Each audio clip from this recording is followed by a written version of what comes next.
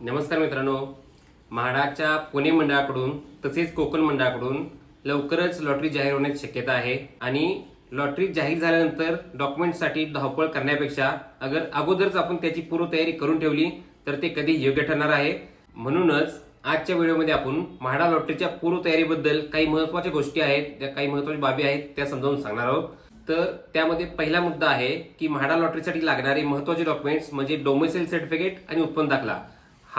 हे डॉक्युमेंट्स काढण्यासाठी तुम्हाला भरपूर वेळ लागू शकतो। बऱ्याच लोकांना असं वाटतं की तुम्ही आज ऍप्लिकेशन दिलं आणि तुम्हाला उद्या सर्टिफिकेट मिळून जाईल, तर असं नसतं। तर मुंबई किंवा पुणे सारख्या शहरांमध्ये या डॉक्युमेंटसाठी भरपूर वेळ लागू शकतो। त्यामुळे या डॉक्युमेंटची पूर्वतयारी तुम्हाला आधीच करून ठेवणे हे खूप महत्त्वाचे आहे, कारण लॉटरी जाहीर झाल्यानंतर सर्वांची एकच तारांबळ उडते आणि सर्वजण डॉक्युमेंट्स काढण्यासाठी धाव घेतात। त्यामुळे त्या विभागावर सुद्धा भरतो लोड येतो आणि हे सर्व डॉक्युमेंट जेव्हा तुम्हाला डॉक्युमेंट मिळतात आणि ज्यावेळी हे सिस्टीममध्ये अपलोड व्हायला सुरुवात होते तर त्यावेळी सिस्टीममध्ये सुद्धा भरपूर लोड येतो, बऱ्याच वेळा सर्व्हर डाऊन होतो। त्यामुळे तुम्हाला बऱ्याच वेळा तुमचे डॉक्युमेंट्स व्हेरीफाय होत नाहीत, तर अशा वेळेला तुम्हाला बऱ्याच वेळा कस्टमर केअरला कॉल करावा लागतो किंवा म्हाडा ऑफिस व्हिजिट करावं लागते। आणि म्हाडा ऑफिसला जाऊन तुम्ही व्हिजिट करता तर तुम्ही तिथली अवस्था पाहिली तर खूप वाईट असते। खूप मोठमोठ्या रांगा तिथे लागलेल्या असतात डॉक्युमेंट व्हेरिफिकेशनसाठी आणि पूर्ण तुमचा दिवस तिथे जाऊ शकतो। आणि एवढा अगर तुम्हाला पूर्ण ताप वाचवायचा असेल तर तुम्ही याची पूर्वतयारी नक्की केली पाहिजे। तुमचे सर्व डॉक्युमेंट्स अगर रेडी असतील तर तुम्ही ते रजिस्ट्रेशन करून ठेवलेलं पाहिजे। यामध्ये दुसरा मुद्दा असा आहे की म्हाडाचे रजिस्ट्रेशन कधी करता येते। तर मित्रांनो, यामध्ये म्हाडाच्या वेबसाईटवर रजिस्ट्रेशन करण्यासाठी कोणतीही डेडलाईन किंवा कोणताही टाइम लिमिट नसतो। तर हे बारमाही रजिस्ट्रेशन तुमचं चालू असतं म्हाडा पोर्टलवर। तुम्ही केव्हाही म्हाडाचे पोर्टलवर जाऊन वेबसाईटवर जाऊन आपले रजिस्ट्रेशन करून ठेवू शकता किंवा रजिस्ट्रेशनसाठी तुम्ही आम्हाला सुद्धा संपर्क करू शकता। तुम्हाला याबद्दल पूर्ण गायडन्स सुद्धा केला जाईल आणि लॉटरीबद्दल पूर्ण माहिती सुद्धा आमच्याकडून देण्यात येईल। आता आणि दुसरी गोष्ट महत्त्वाची म्हणजे की तुम्ही एकदा रजिस्ट्रेशन केले तर तुमचे रजिस्ट्रेशन हे लाईफ टाईम तसेच असते। तुम्हाला प्रत्येक वेळेला रजिस्ट्रेशन करण्याची गरज नसते। तुम्ही एकदा रजिस्ट्रेशन केले की फक्त इयर चेंज झाले की फक्त तुम्हाला उत्पन्न दाखला किंवा ITR त्यामध्ये फक्त चेंज करावा लागतो। बाकी सर्व गोष्टी तुमच्या तशाच सेव्ह राहतात, तुम्हाला नंतर रजिस्ट्रेशन करावे लागत नाही।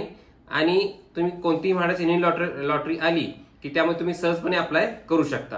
आता तिसरा मुद्दा यामध्ये असा आहे की म्हाडामध्ये कोणते डॉक्युमेंट्स लागतात आणि ते डॉक्युमेंट्स जरी तुमच्याकडे उपलब्ध असले तर त्यामध्ये काही त्रुटी असू शकतात का, तर या गोष्टीवर थोडं आपण चर्चा करणार आहोत। तर सर्वात महत्त्वाचं डॉक्युमेंट यामध्ये असतं सुरुवातीला की म्हाडामध्ये लागणारं पहिले आधार कार्ड आणि पॅन कार्ड, आणि ह्या दोन गोष्टीवर तुमचे म्हणजे नाव आणि तुमच्या डेट ऑफ बर्थ वगैरे सेम असायला पाहिजे। अगर तुमच्या नावात फरक असेल किंवा डेट ऑफ बर्थ मध्ये फरक असेल तर सिस्टीम ते घेत नाही आणि तुम्हाला तिथे रिजेक्ट केले जाते। त्यामुळे हे सुद्धा तुम्ही चेक करून आताच घेऊ शकता की तुमचे आधार कार्ड आणि पॅन कार्ड सेम असायला पाहिजे with name and date of birth.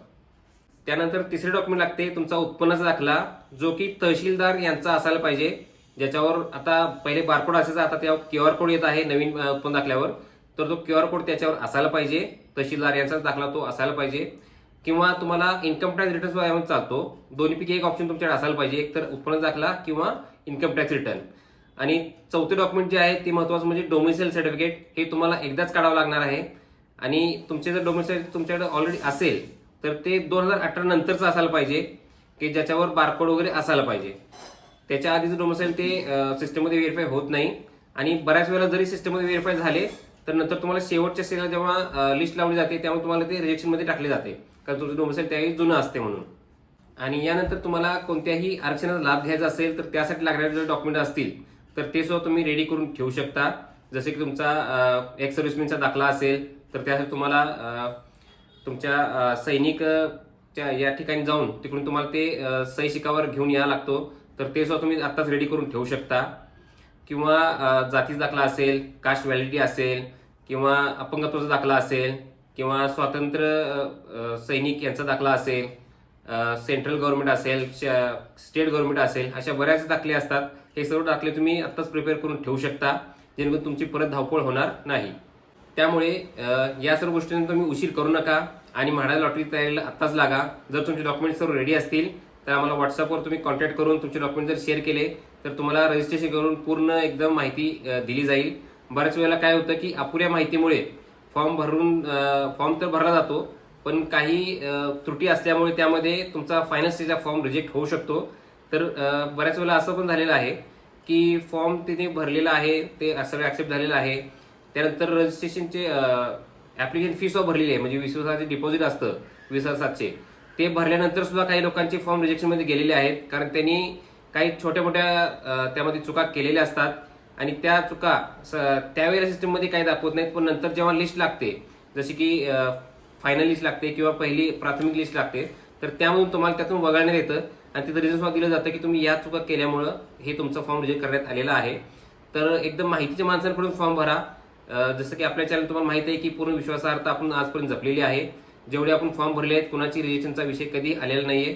तर तुम्ही नक्की आम्हाला आमच्या चॅनलला संपर्क करू शकता आणि एकदम विश्वासार्हतेने आणि पूर्ण अचूक फॉर्म तुम्हाला इथे भरून दिला जाईल. तर व्हिडिओला एंडपर्यंत पाहिल्याबद्दल खूप खूप धन्यवाद. अजून आपल्या तुम्ही चॅनल सबस्क्राईब केले नसेल तर सबस्क्राईब करा. महाराष्ट्राच्या सर्व अपडेट्स तुम्हाला आपल्या चॅनल मिळत राहणार आहेत.